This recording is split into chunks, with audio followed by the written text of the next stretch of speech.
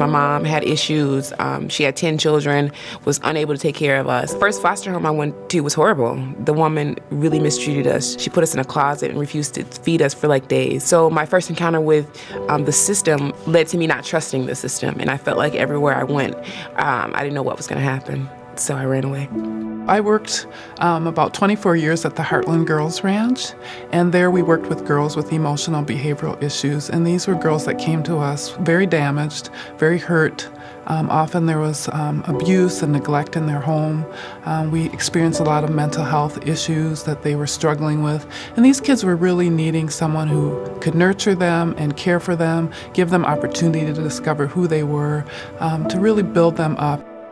I was 12 years old when I met Cece. I was a resident at the Heartland Girls Ranch. I had some success there, I really did. It was one of the programs where I connected with some staff, but afterwards there was no place to place me. Every foster home was like, she can't come here, she ran away, she did this, she did that. And so Cece at that time had got a foster care license for me to stay at her home. Javille was a gal that I knew God had asked, and we felt very led to bring her into our home, the only foster child we ever had. I stayed at Cece's home for like 6 months, something like that. I played basketball. A lot of good things were happening, but coming from a child who thought she deserved nothing, I shut down. And I went on a visit one time with family and ran away from Cece's home.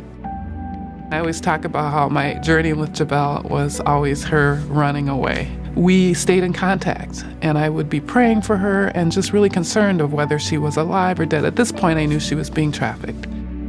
Within like a week of me being on run from her home, I ran into a trafficker. Of course, he knew that I was homeless and knew that I was young. He picked up on right away. I was around almost 13 years old. Most children are that young and have no idea. You're so frightened and so scared that this man or these people will hurt you if you leave, or there's nowhere that you can go that they won't find you, or that they're constantly around the corner looking and spying on you. It's placed in your head from day one. Second or third night that I was around this trafficker, he made sure that I knew he had a gun. He made sure that I knew that if someone got out of line, he'd beat the crap out of them, which is what he did. It would be sometimes a year at a time before I'd hear. I'd be praying, and all of a sudden I'd get a phone call, and it'd be Javille. And I would just tell her how much I loved her and encourage her to do what she could to get out, and that I would help in any way. And then she would disappear for sometimes another year or more. And it felt like a long time, because there were times where I truly didn't know if she was alive, and I would just be praying for her. Even if a woman was to walk away, what would you do? I saw no way out, simply because who would hire me? How could I look people in the eyes and say, this is what I've been doing for the last 6 years plus? I was shunned. I felt like the scum of the earth. I felt like lower than dirt. And people, you could tell by the way people looked at me when I told them what I was involved in. Adults have often been kind of put on the shelf and figured, they should know better. They're adults now. They really should be able to take care of themselves and get out of this. And what people don't understand is when you have been a victim of all of this trauma and this abuse, and you've had that trauma bonding and that brainwashing, you're like a child. You have not gotten the skills and abilities to even figure out how to get out.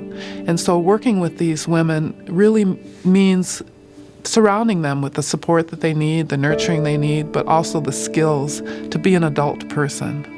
There's only a few ways usually the life ends, and it's suicide or an overdose or homicide. That being said, I just know that life is worth living. For someone to get out of sex trafficking and exploitation really takes a lot of support. Not only do you need to physically stop the act of trafficking, but you have to have chemical dependency support. You have to have spiritual support.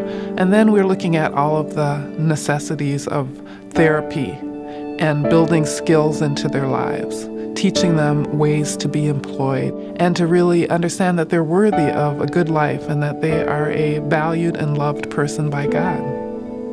There's no parallel to having someone that has been through what you've been through and can understand. I mean, people can empathize, but to say, I know Javille has grown to be an amazing young woman, and I want her to be that path for others to see they can do the same. Up until recently, there really had not been any type of housing services in central Minnesota for these sex trafficked and exploited women.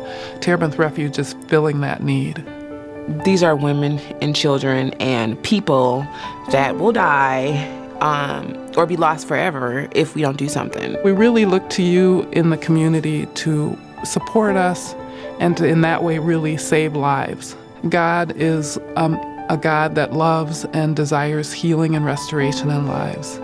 And with the work that we're doing at Terebinth Refuge, we are allowing God to do that work in the lives of these women. And so there's hope. There is hope.